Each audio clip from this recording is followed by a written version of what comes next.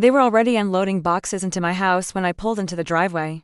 3 cars lined up in a perfect row like a small-scale invasion. My mom stood in the middle of it all, waving a clipboard around as if she owned the place, while my sisters laughed and hauled their belongings inside my belongings. I didn't even get out of the car right away. I just sat there gripping the steering wheel so tightly the leather creaked, watching through the windshield as they claimed things that weren't theirs. They didn't even notice me.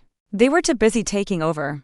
That's the thing about betrayal, it doesn't always come from strangers. Sometimes it comes from the same hands that used to braid your hair. It had all started a week earlier. I had just bought the house, 3 bedrooms, high ceilings, sunlit floors. My first real win after years of scraping by. I sent my mom pictures of the keys, the yard, the kitchen island. She seemed proud for about an hour. Then came her text, "You know your sisters are struggling. You've got 3 rooms. Don't be selfish." I brushed it off, thinking she was just talking. My mom has always favored them. To her, I was the dependable one, the one who worked nonstop, the one who never said no, the one who could afford to give up parts of herself for the family. But that was before I saw their furniture being carried into my house without a single word to me. I still remember walking inside, trying to look calm, only to find every room already claimed, suitcases open, closets filled, perfumes lined up on dressers. My youngest sister, Leela, was painting her nails on the bed I hadn't even slept in yet.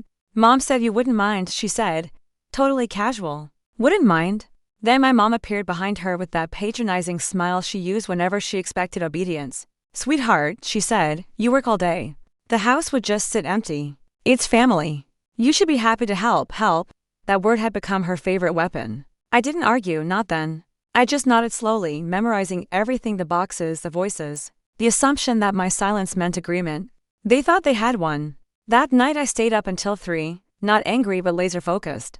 I made a list: new locks, security system, motion sensors, legal notices. By morning the locksmith was scheduled. By noon I had bought security cameras. By evening I'd moved every utility bill, Wi-Fi login, and property document into a locked account they didn't know about.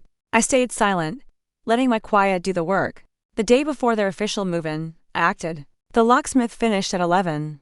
The cameras went live at 1. Every door, window, corner, and the entire driveway was covered. By 2, I walked through my secured house listening to the sound of my own footsteps, finally mine again. Then I packed their things. Every last piece. Clothes, makeup, chargers, shoes neatly boxed and labeled on the front porch. I left one note: "This house isn't a shelter. It's my home. You were never invited." The next day was chaos. I watched on my phone as their cars pulled in. My mom tried her key. It didn't turn. She tried again. Still nothing. Then came the pounding, the yelling, the shock.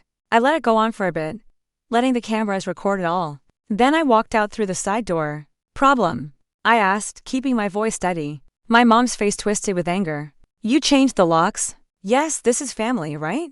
I really looked at her, this woman who taught me to share, but only when it benefited everyone but me. Who made kindness feel like a debt I could never finish paying. "Family doesn't move into someone's house without asking," I said.